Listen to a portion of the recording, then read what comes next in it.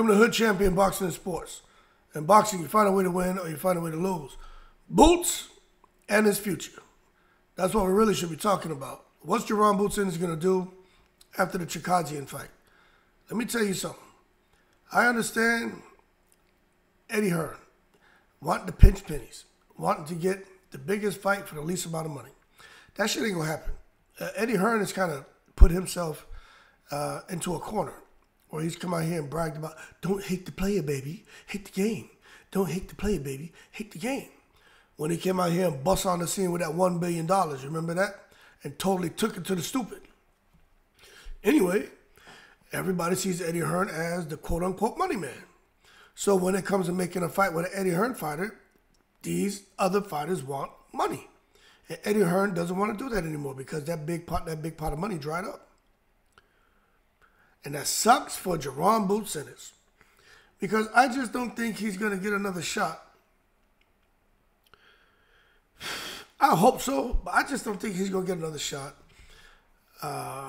for a title, which the one he basically had to hand it to him, but that wasn't his fault. But I don't think he's going to have an opportunity to become unified or undisputed at 147. I hope he does.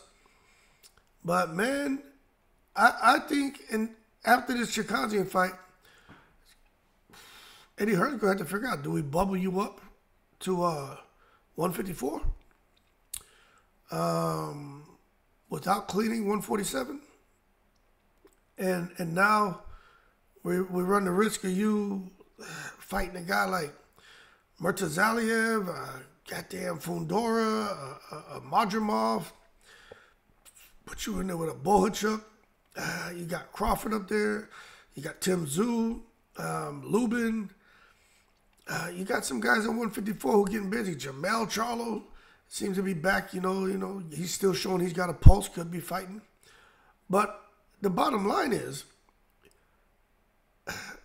there's no fighter right now who has a profile like Boots Ennis and has the expectation to go on and do great things in boxing like Boots Ennis that has a more murky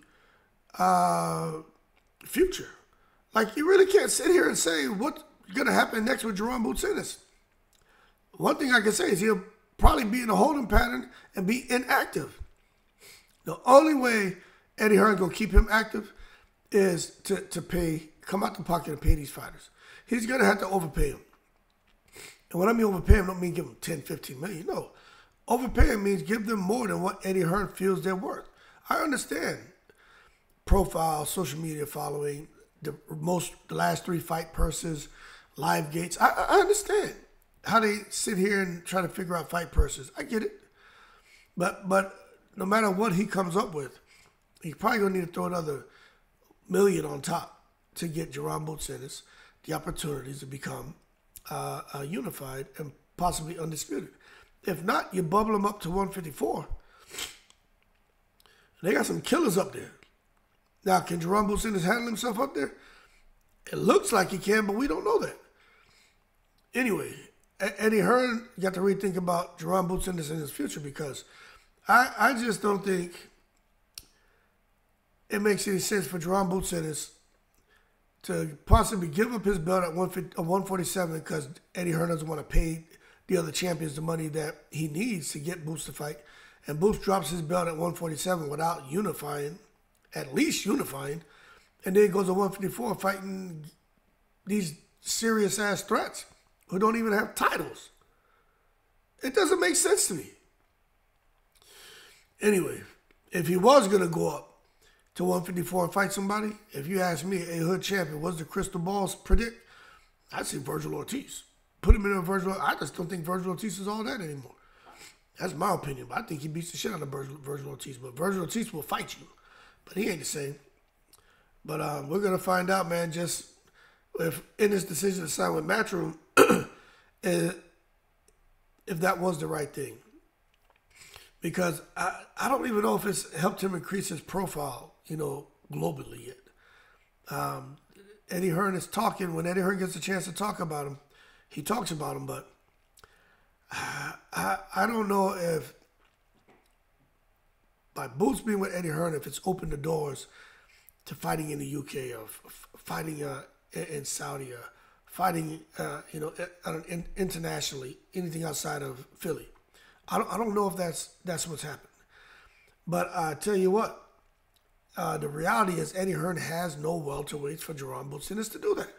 So when you know you don't have the goddamn roster at that weight division to help grow your guys' profile, you got to outsource talent and you got to pay. And that's what Eddie Hearn doesn't want to do. So I don't know, man. I don't know if Jaron Boots Ennis is going to be able to capitalize on his talent unless he can get those unification fights. And I think that's the goal moving forward. If not, who knows? Let him go out there and start wrestling with Bud and they can go do some MMA fights and shit.